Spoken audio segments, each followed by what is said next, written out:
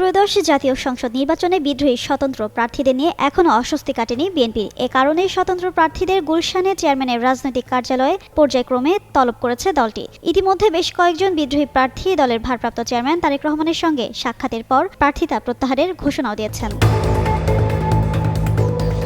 BNP নির্ভরযোগ্য একটি সূত্র যুগান্তরকে জানায়, যাচাই বাছাইয়ের সময় তথ্যে গরমিল পাওয়ায় অন্তত ৩০ জন স্বতন্ত্র প্রার্থীর মনোনয়নপত্র বাতিল হয়েছে। তবে তফসিলে ঘোষিত সময়সীমার মধ্যে স্বতন্ত্র প্রার্থীরা মনোনয়নপত্র প্রত্যাহার না করলে সাংগঠনিক ব্যবস্থা নেওয়া হবে। দলীয় পদধারী স্বতন্ত্র প্রার্থীদের গুলশান কার্যালয়ে ডাকার সিদ্ধান্ত নেওয়া হয়েছে। এরই অংশ হিসেবে প্রায় প্রতিদিনই স্বতন্ত্র প্রার্থীদের ডাকা হচ্ছে। ঘোষিত তফসিল অনুযায়ী নির্ধারিত সময়ের মধ্যে তাদের মনোনয়ন প্রত্যাহারের নির্দেশ দেওয়া হয়েছে বলেও জানান কেন্দ্রীয় নেতারা।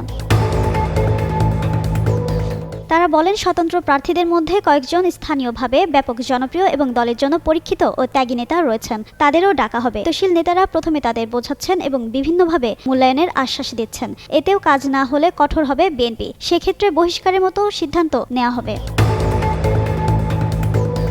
বিএনপির স্থায়ী কমিটির সদস্য সালাউদ্দিন আহমদ বলেন, আসন সমঝোতা, জোটগত হিসাব নিকাশ ও বহুদলীয় প্রতিনিধিত্ব নিশ্চিত করতে গিয়ে বিএনপির বহু যোগ্য প্রার্থী বঞ্চিত হয়েছেন। সেখান থেকে কিছু মনোকষ্ট তৈরি হয়েছে, তাই তাদের মধ্যে কেউ কেউ বিদ্রোহী বা ক্ষুব্ধ হয়েছেন। তবে বিএনপির কিছু ক্ষেত্রে ব্যবস্থা নিয়েছে, তাদের বুঝিয়ে শান্ত করার চেষ্টা করা হচ্ছে। বিষয়গুলোর দ্রুতই মীমাংসা হবে।